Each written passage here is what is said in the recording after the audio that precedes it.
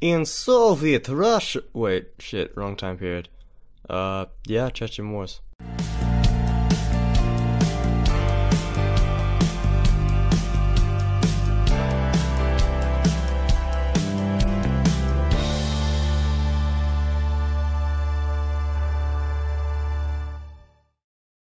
Привет! И добрая особенность история. Can't fault the man for trying. Featuring the Chechen Wars. We've all heard of the US's many run-ins with Islamic extremism and egregious insurgencies throughout the late 20th to early 21st century, but you might not be familiar with Russia's own experiences of these sorts. Russia has faced off against these types numerous times before, starting with the Soviet-Afghan War of the 80s, and continuing through wars such as the Tajikistani Civil War and the Chechen Wars, and it continues up to today with Russia's involvement in the Syrian Civil War. For today's episode, I'll be focusing on the Chechen Wars, the deep-rooted causes, the series of events that led it to become a modern war of Islamic extremism, and how it has shaped Russia and the world's image today. First off, I think it'd be useful if we started at square one and attempted to shape an understanding of who the Chechens are. We won't go too far back, we'll just start in 10,000 BC, I think that's good. From 10,000 BC to 8,000 BC, the Nak peoples migrated to the slopes of the Caucasus, located to the west of the Caspian Sea. The modern-day Chechens, or in their native tongue Nakchi, are close descendants of these peoples. They were just about entirely separate from the eastern Slavs that birthed the early Russian chiefdoms.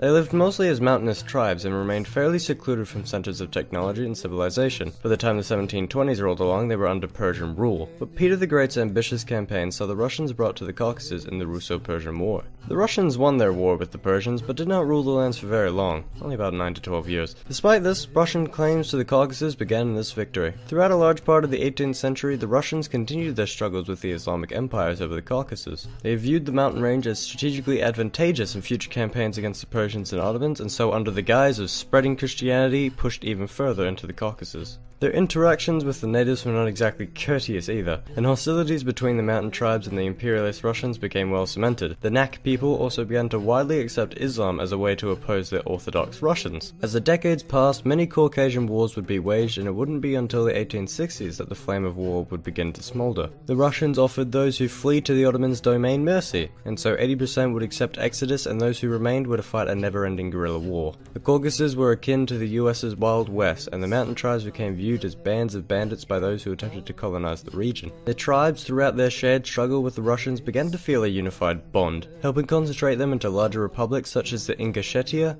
Dagestan, and of course, Chechnya. When the Russian Revolution erupted in 1917, followed by the Civil War, the republics saw their chance and declared independence. Many frowned upon this, but with being locked in constant battle, they were incapable of stomping them out. It wasn't until 1921, with the Bolshevik victory imminent, that Russians would return to the Caucasus and see the governments ousted. Under Stalin's rule, the people were discontent, and many attempted to see the dream of 1917 independence restored. Stalin, arrogant as he was, believed he would be the one to finally break the Chechen people. The Chechens were rounded up and exiled to the deserts of the Kazakh region in 1944.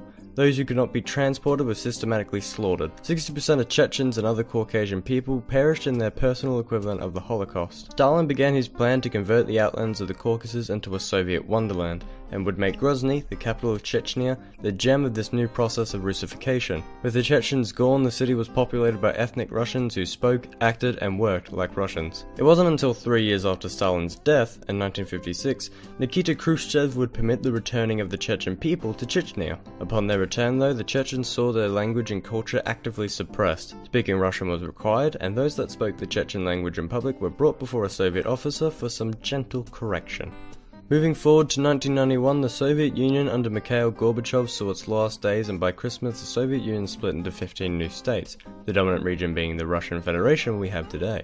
The Chechens were under the belief they would finally realize independence, and so declared themselves as the independent Chechen Republic. Few, if any, recognized them. Officially, they were a part of the Federation. Johar Jadayev assumed leadership before the charmed Chechens as the first president of the Chechen Republic on the 9th of November 1991. He was an eccentric character, constantly preaching the destiny of the Chechen people. He also sought to extend his passion of firearms into the policy of the Chechen state, and Chechnya would soon become a hotbed of illegal arms dealing. Да. $150? Одноразовая противотанковая граната.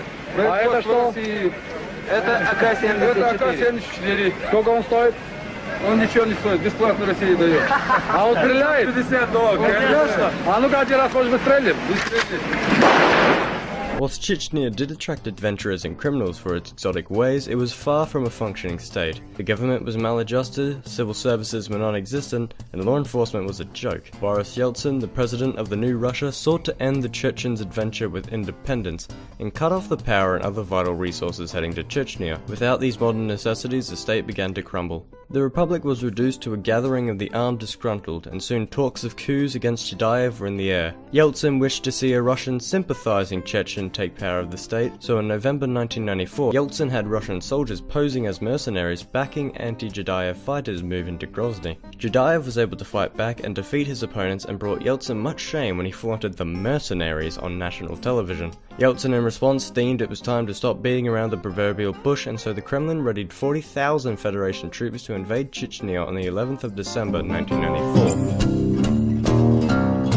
Yeltsin claimed his goal was to deal with the bandits and traitors of the area, and that this was not in fact a war against Chechens. But if there was one thing the people of Chechnya hated more than Chudayev, it was Russians. Yeltsin's army was ill prepared for this sudden offensive, which caused them to employ the brilliant strategy of moving in 3 armoured columns with no infantry or air cover straight towards a city which boasted markets that overflowed with anti-armour and grenade-based weaponry.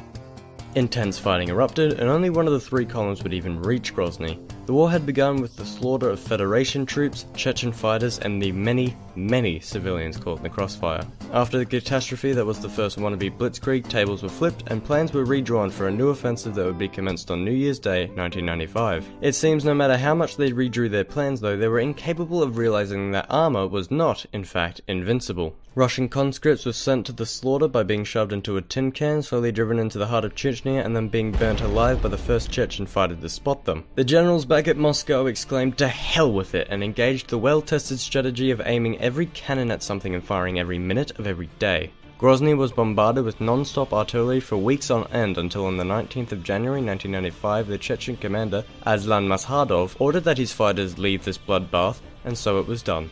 They left the demoralized Russian troops to stumble into the city of rubble and claim victory in the Battle of Grozny. The Chechens might have lost the battle, but they too had old familiar tactics to resort to, and they began to set up in the mountains they had fought on for centuries. They were ready to begin what would become an arduous guerrilla war. The fighters had no mercy in their attacks on Russian outposts and convoys, and the war would become far more a psychological affair than it was strategical. Taliban and former Mujahideen also began to move into the war zone in an attempt to wage a jihad against the Russians. What these jihads lacked in numbers, they offered in money, and soon the wealthiest Chechen fighters would just so happen to be radical Muslims. As the war dragged on throughout the months, the Russians had been making small Pyrrhic victories against the Chechens, working them into a corner. The Chechens were ready to lash out like they hadn't done before. In what would be dubbed the Budzhinovsk hospital hostage crisis, Chechen rebels led by Shamil Basayev overran a hospital and took hostage 1,700 people in the Russian city of Budzhinovsk. It led to a standoff between the terrorists and the Russian army, which would prompt Basayev to make his demands for a ceasefire to be signed.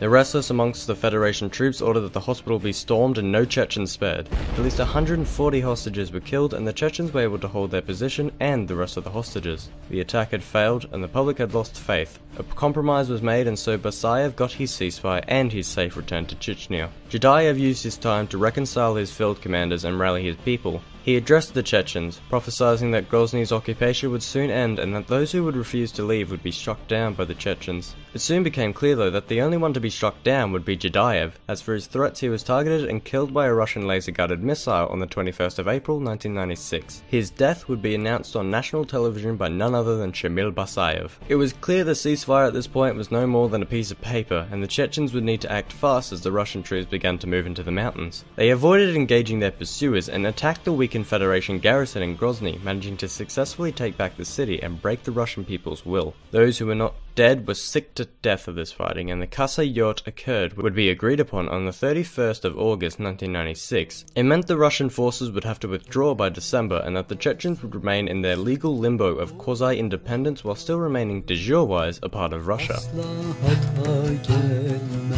Aslan Maskhadov took head of the Chechen Republic. He had secured his people peace, but nothing more. The country was nothing short of devastated. As a Chechen, your residence most likely had several craters in it, your family significantly smaller, and your mental state severely shaken. Maskhadov also had no way of rebuilding this republic of rubble. Only the Taliban recognized their independence and was willing to deal with them, while other countries turned the other cheek.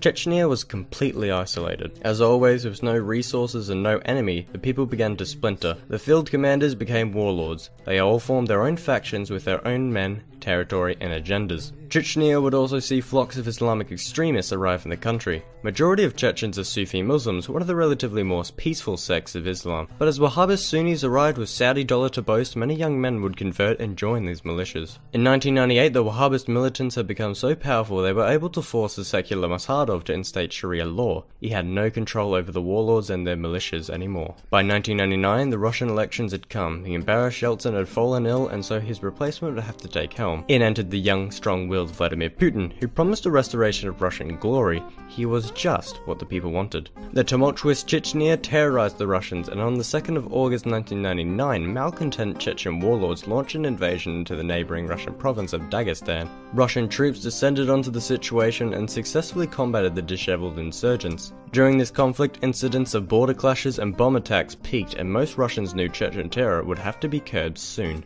Some accused Putin, the former KGB agent, of orchestrating these attacks to rally the people against the Chechens once again.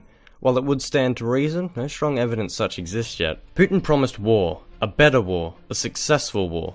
He would state, "There is no border with Chechnya, the discussion is over." On the 26th of August 1999, a much larger and far more prepared Russian army moved to the Chechen border after cleaning up all resistance in Dagestan. Their war would begin with an all-out combined artillery and air bombardment on Chechnya. Putin had promised they would destroy terrorists in any place at any time. He stuck to his promise, but it would cost many Chechen civilian lives. Putin, though, had also prepared for the backlash, and so kept a tight grip around the media as to not allow images of this horrible war to spread. Despite Putin's actions seeming contemptible, he was able to garner a healthy amount of international support for his cause. It would explode with the World Trade Center attacks in the future, mind the horrific pun. It would cause many to give the thumbs up to Putin's war against Islamic terrorism. Only those in Chechnya saw this as a war against Chechens. In response to the Second War, many Chechens were not willing to stand and die anymore. 25% of the population fled, being forced from their home just like they had been in '44. By May 2000, Russia had defeated the Chechens in a conventional warfare sense, and had laid claim to Grozny. Yet again, the fighters would turn to the mountains and begin a campaign of terror within the Russian heartland. Shootings, bombings, and other terrorist escapades would be carried out in Moscow and other Russian cities, hoping to capture the success of the Budunovsk hospital hostage crisis. Shamil Basayev became Russia's most wanted man until his death on July 10, 2006, where his own weapons of terror literally blew up in his face. Putin was adamant that Russia would defeat the separatists, and the Russian people were behind him. Every attack only filled their hearts with anger and increased their love for Putin. Putin's run as the second president of Russia would end on the 7th of May 2008, and he would be succeeded by Dmitry Medvedev. Medvedev wished to see work on downscaling the counter-terrorism operations in Chechnya in hopes of seeing the area rebuilt. The war would officially end on the 15th of April 2009 with a Russian victory. It may be the case that the war is over today, but the fighting has certainly not stopped. Many Chechens today are not willing to retire to defeat, and the unrelenting approach of Putin has only left them more radicalized and more desperate. Some Chechens have joined more current terrorist groups like ISIS in an attempt to continue fighting a jihad. Some continue to attempt to strike terror into the hearts of their sworn enemies, which can be seen in numerous terrorist attacks on Russian soil every year. Most importantly, Chechnya, ravaged by war, has become a nest of young hateful men for Islamic terror groups to draw upon. The Chechen Wars has helped define the burdens of contemporary Russia, and it is much the reason why Russian boys and men are willing to take up their Kalashnikovs and enter Syria. Because while it is obvious that Kremlin's interests in Syria are not moral-based, the people who will fight and die theirs are. Putin has made his voice quite clear on how he feels about these militants. He has seen them push Russia to its knees, and he saw what levels they are willing to stoop to keep themselves above water. Perhaps I'm ignorant, and Putin is playing a terribly convincing facade, but I truly believe Putin has not only a political interest in destroying these groups, but a personal one as well. No one honestly knows what the future has to hold, but by looking into our past and shaping an understanding of it, we can certainly get a better idea. Another fortnight, another video, right? Except I almost never actually get these out in a bi-weekly manner. Besides that, I'd like to thank all my patrons, and yet again personally thank Zedfear, because I legally have to. I won't subject you to any kind of cringy Russian goodbye like I did for the intros, so instead just piss off.